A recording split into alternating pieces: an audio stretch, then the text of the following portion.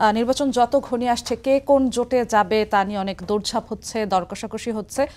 সার্জিস আলম বলেছিলেন সোমবার খুব সম্ভবত আগামীর বাংলাদেশ ও জনগণের স্বার্থ সামনে রেখে যদি কোনো রাজনৈতিক দলের সঙ্গে গুরুত্বপূর্ণ কিছু বিষয় ঐকমত্য হয় তাহলে নির্বাচনী জোট হতে পারে এনসিপির সঙ্গে, এমন মন্তব্য তিনি করেছিলেন। আজ তিনি আবার বলেছেন যে এনসিপির পরনির্ভরশীল হওয়ার দরকার নেই, পরনির্ভরশীল রাজনীতি করে না।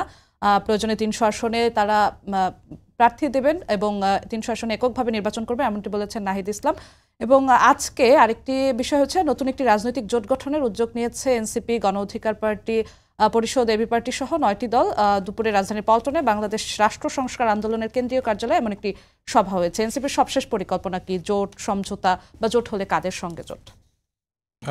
আজকে সকালবেলা আমরা প্রথম আলোতে একটা নিউজ দেখলাম, তো সেখানে আসলে মানে তারা কিভাবে ফ্যাব্রিকেটেড একটা মিস ইনফরমেশন এভাবে ছড়াচ্ছে এটা দেখেই আসলে আমরা কিছুটা শঙ্কিত এবং পুরোপুরি একটা ফলস নিউজ। এবং তাদের জায়গা থেকে আরও দায়িত্বশীল আচরণ তারা করবে বলে আমি আশা করি। এবং কোনো রকম সলিড সোর্সও নেই। তাদেরকে কাছে যখন জিজ্ঞেস করেছে যে আপনাদের ইনফরমেশনটা কই থেকে আসছে, তারা বলেছেন যে মানে বিএনপি বিট যারা করেন তারা বলেছেন যে বিএনপির দায়িত্বশীল কিছু নেতারা তাদের ইনফরমেশন দিয়েছে। তো এটা সিম্পলি বোঝা যাচ্ছে যে নির্বাচনের একটা ডামাডোল যেরকম বাজিয়ে সেখানে যে তরুণদের যে দল তাদেরকে অপ্রাসঙ্গিক করা, তাদেরকে এইভাবে হেয় প্রতিপন্ন করার একটা চেষ্টা করা হচ্ছে যে এরা হচ্ছে যে ক্ষমতা চায়, এরা ৩টা মন্ত্রী চায়, এরা হচ্ছে যে ২০টা সিট চায়। তো এইটা আসলে খুবই ভোগাস একটা কথা। এবং আমি দায়িত্ব নিয়ে ক্লিয়ার করে বলে দিচ্ছি যে আমরা এরকম কোনো আসন সমঝোতা, কোনো রকম নেগোসিয়েশনের টেবিল আমরা নেই।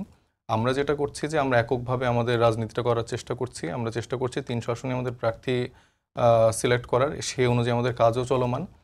এবং হচ্ছে যে আপনি যেটা বললেন যে অন্য সমমনা যেসব দলগুলো আছে, গণ অধিকার পরিষদ, রাষ্ট্র সংস্কার, এবি পার্টি, ওনাদের সাথে আজকে আমাদের মূলত আলাপ হয়েছে হচ্ছে আমাদের জুলাই সনদের ব্যাপারে, আমাদের সংস্কার রিলেটেড ইস্যুগুলো নিয়ে এবং আমাদের নির্বাচনে আসলে একসাথে জোট করা যায় কিনা এই ব্যাপারটা আমরা তো ডে ওয়ান থেকেই বলে আসছি যে আমাদের আসলে ইচ্ছাটা আছে যে এই একটা তৃতীয় শক্তির উত্থান একটা বাংলাদেশের মানুষ চায়, যে বিএনপি জামাতের বাদ দিয়ে আসলে যে একটা আরেকটা শক্তির উত্থান হোক সেই জায়গাটা আসলে চায়। এবং আমরা সেটা নিয়ে কাজ করছি এবং দেখা যাক আসলে এটা সামনের দিনে বলা যাবে যে এটা আসলে কতটুকু কি হচ্ছে।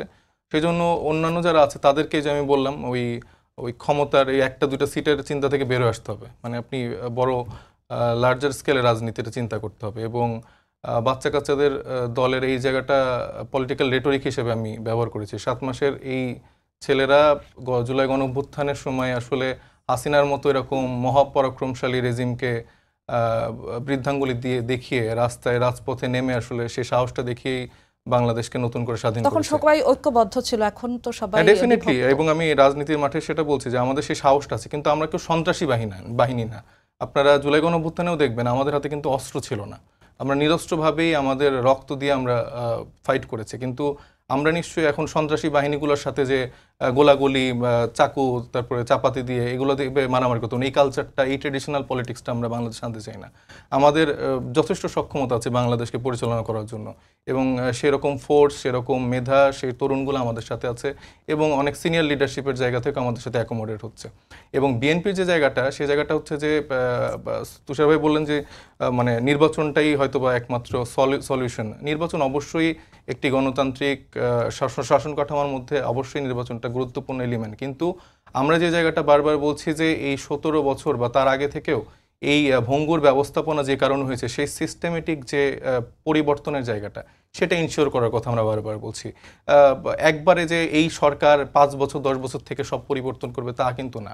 আমরা বলছি যে শুরুটা করুক, নির্বাচন কমিশনের যে সংস্কারের আলাপটা এসছে সেটা প্রয়োগটা করুক। এখানে আইন প্রশাসন এই জায়গাগুলো তো পুরোপুরি এখনও মানে কার্যকর না, সেই জায়গাটা তো আসলে শুরুটা করতে হবে। শুরু করে সেই জায়গা থেকে নির্বাচনী আয়োজনের মাধ্যমে এবং প্রশাসনের গুরুত্বপূর্ণ ভূমিকা এখানে পালন করতে হবে এবং দায়িত্বশীল যে রাজনৈতিক দলগুলো আছে তাদেরকে আরও দায়িত্বশীল হতে হবে। শুধুমাত্র একটা নির্বাচন দিয়ে আপনি দেশের আমূল পরিবর্তন করে ফেলতে পারবেন না, বরঞ্চ কারণ এই আওয়ামী লীগের সময় তো সুন্দর করেই তো 3টা ইলেকশন দিয়েছে, রাতে ভোট কোনো সময় ব্যালট বাক্স পূরণ করে দিয়েছে, কোনো সময় ডামি প্রার্থী দিয়েছে। সুষ্ঠু নির্বাচন চা হচ্ছে হ্যাঁ, তো সেরকম নির্বাচন সেই সুষ্ঠু নির্বাচনটা আপনি সিস্টেমেটিক পরিবর্তন ছাড়া কিভাবে করবেন? এবারও তো সেম ফরম্যাটই আছে, মাঠে হচ্ছে যে বিএনপির সেই মাসল পাওয়ার, টাকার পাওয়ার, তারপরে আপনার প্রশাসনিক জায়গা থেকেও তো দেখবেন যে অলরেডি সেই সেটআপগুলো তারা রেডি করে ফেলেছে। সো এখন এ আর বি মানে যদু আর মধুর জায়গায় হচ্ছে যে এখন এক্সচেঞ্জ হচ্ছে, তো এইটা তো পরিবর্তন কোনো না। আবার দেখা যাবে 17 বছর পর যে আমাদের আবার সেই সুষ্ঠু নির্বাচন হওয়ার জন্য যে পরিবর্তন দরকার, সেই পরিবর্তনটা করতে আসলে কতটুকু সময় দরকার? আরো কতটুকু সময়ের থেকে আমার মনে হয় যে সবার সদিচ্ছাটা লাগবে, মানে সরকারের যেরকম সদিচ্ছা আছে বা সেই জায়গাটা প্রয়োগের জায়গাটায় যে রাজনৈতিক দলগুলো আছে তাদেরকে সেই সুযোগটা করে দিতে হবে। পথে পথে যদি আমি সালাউদ্দিন সাহেবের মতো করে দাঁড়িয়ে যাই তাহলে তো আসলে সে জায়গাটা বারবার বাধাগ্রস্ত হবে। জি।